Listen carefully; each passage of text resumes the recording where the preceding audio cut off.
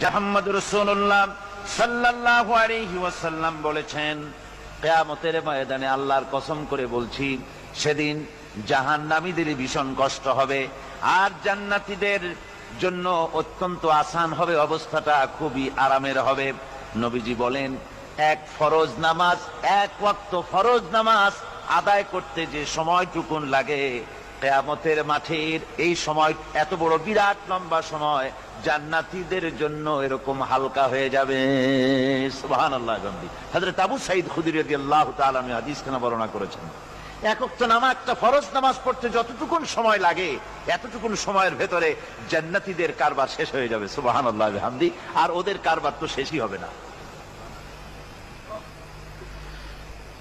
وَيَوْمَ تَشَقَّقُ السَّمَاءُ بِالْغَمَامِ وَنُزِّلَ الْمَلَائِكَةُ تَنزِيلًا। ওরা ফেরেশতা দেখতে চায়। সেদিন আসমান সমূহ বিদীর্ণ হয়ে মেঘ পুঞ্জ বেরিয়ে আসবে, আত্মপ্রকাশ করবে। তার ভেতর থেকে ফেরেশতারা ক্রমাগত নাজিল হতে থাকবে।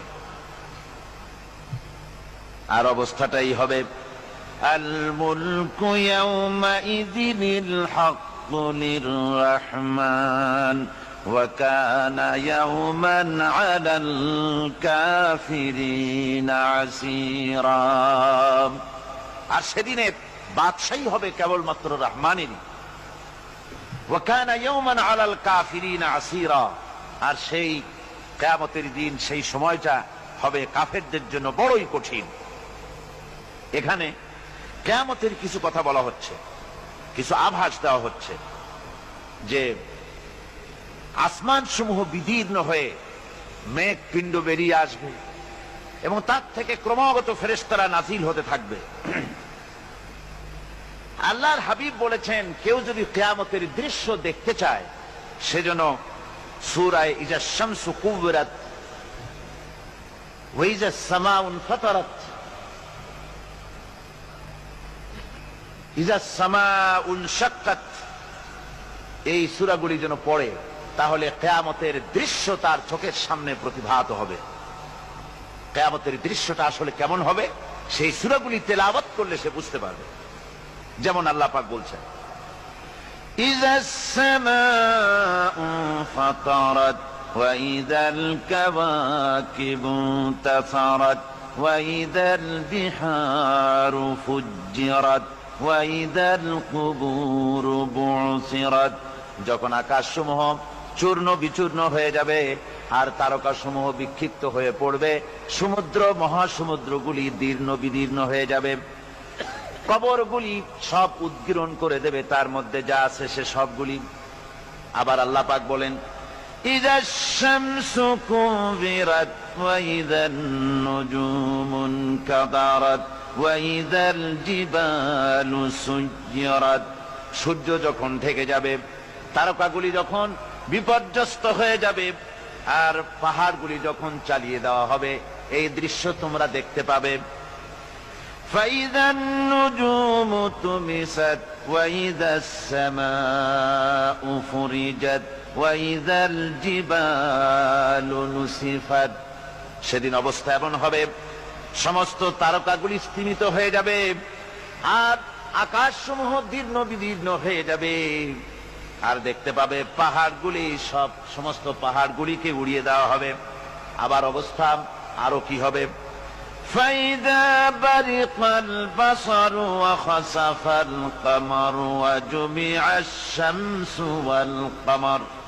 যখন চক্ষু বিস্ফারিত হয়ে যাবে মানুষের, চাঁদ আর সূর্য নিষ্প্রভ হয়ে যাবে, সব একাকার হয়ে যাবে, চন্দ্র এবং সূর্য তার অস্তিত্বকে হারিয়ে ফেলবে। শুধু তাই নয়, ওয়াহুমিলাতিল আরদু ওয়াল জিবালু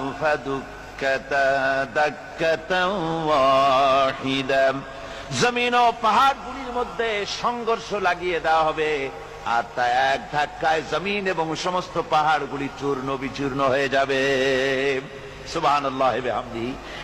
আল্লাহ রাব্বুল আলামিন বলছেন, এইভাবে করে কিয়ামতের দৃশ্য, বিভীষিকাময় দৃশ্য তোমরা দেখতে পাবে। আর সেদিনের রাজত্বটা কার হবে? আল মুলকু ইয়াউমাইযিনিল হাক্কু লির-রাহমান। সেদিনের রাজত্ব হবে কেবলমাত্র রহমানের।